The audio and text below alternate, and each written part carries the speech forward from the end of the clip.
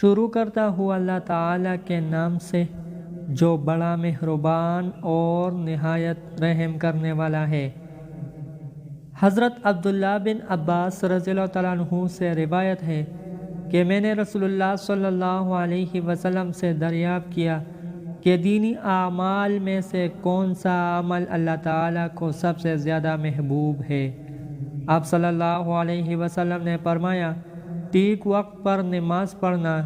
پھر میں نے عرض کیا کہ اس کے بعد کون سا عمل زیادہ محبوب ہے؟ آپ صلی اللہ علیہ وسلم نے فرمایا، ماں باپ کی خدمت کرنا۔ میں نے عرض کیا کہ اس کے بعد کون سا عمل زیادہ محبوب ہے؟ آپ صلی اللہ علیہ وسلم نے فرمایا، راہ خدا میں جہاد کرنا۔ 5 نمازیں اللہ تعالیٰ نے فرض کی ہے۔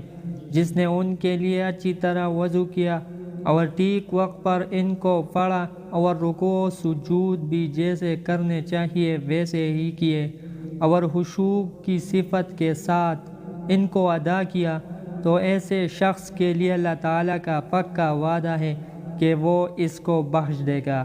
اور جس نے ایسا نہیں کیا اور نماز کے بارے میں اس نے کوتاہی کی، تو اس کے لیے اللہ تعالیٰ کا کوئی وعدہ نہیں ہے۔ چاہے تو اس کو بخش دے گا اور چاہے گا تو سزا دے گا۔ مطلب یہ ہے کہ جو صاحب ایمان بندہ اہتمام اور فکر کے ساتھ اچھی طرح نماز ادا کرے گا تو اولاً تو وہ خود ہی گناہوں سے پرہیز کرنے والا ہوگا، اور اگر شیطان یا نفس کے فریب سے کبھی اس سے گناہ سرزد ہو گئے تو نماز کی برکت سے اس کو توبہ اور استغفار کی توفیق ملتے رہے گی، جیسا کہ عام تجربہ اور مشاہدہ بھی ہے۔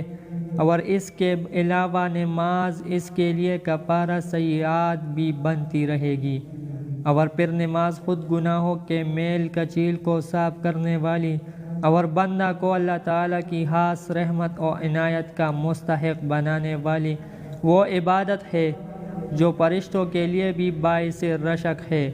اس لیے جو بندے نماز کے شرائط و آداب کا پورا اہتمام کرتے ہوئے خشوع کے ساتھ نماز ادا کرنے کے عادی ہو گئے، ان کی مغفرت بالکل یقینی ہے۔